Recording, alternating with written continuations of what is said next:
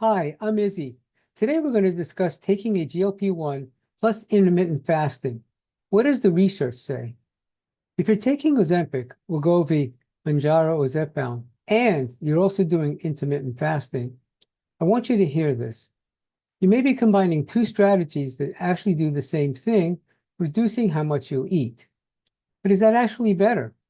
Let's look at what the research says.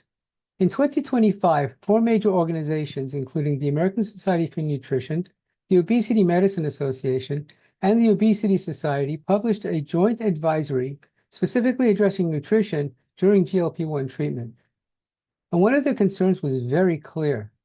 Because these medications can dramatically reduce appetite and caloric intake, people need to pay particular attention to nutritional deficiencies and preservation of muscle and bone. Now, what happens if you add on top of that an 18 or 20-hour fast every day? What happens? Your eating window opens, but because the GLP-1 is suppressing your appetite, you're not hungry. So you eat one small meal, maybe another one later. And then you get on the scale after a couple of weeks, and it looks great. But here's the question I want to ask you. What exactly are you losing? In 2025, a body composition sub-study of the SURMOUNT tirzepatide trial actually measured this using DEXA scans. Participants taking tirzepatide lost a substantial amount of weight. About 75% of their weight lost was fat mass, but approximately 25% of their weight loss was lean muscle mass. To be clear, that proportion was also similar to the placebo group. So we shouldn't claim that tirzepatide itself uniquely caused the lean muscle mass loss. The step 1 semaglutide study also found substantial reductions in fat mass, along with a reduction in total lean body mass during weight loss. So this actually matters more to me when we're talking about people over 60, because I don't want your only goal to become lighter.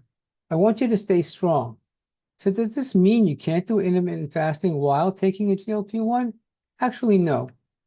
We actually don't have strong clinical trial evidence showing that a normal 14-10 or 16-8 intermittent fasting schedule combined with taking a GLP-1 is inherently harmful, or that it gives you better results than a GLP-1 combined with good nutrition. That's an important evidence gap.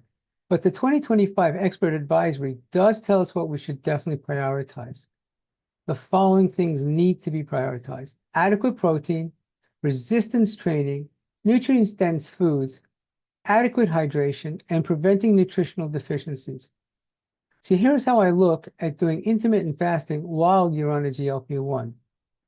Don't make the fasting clock your goal. If you can fast 16 hours and still comfortably meet your nutritional needs and get adequate protein, stay hydrated, and strength train, great. But if you're fasting 18 to 20 hours and you're barely hungry when you finally eat and struggling to get enough protein and nutrition, longer does not mean better. Because after 60, successful weight loss shouldn't mean how many pounds I lost. It should mean how much strength and function did I preserve.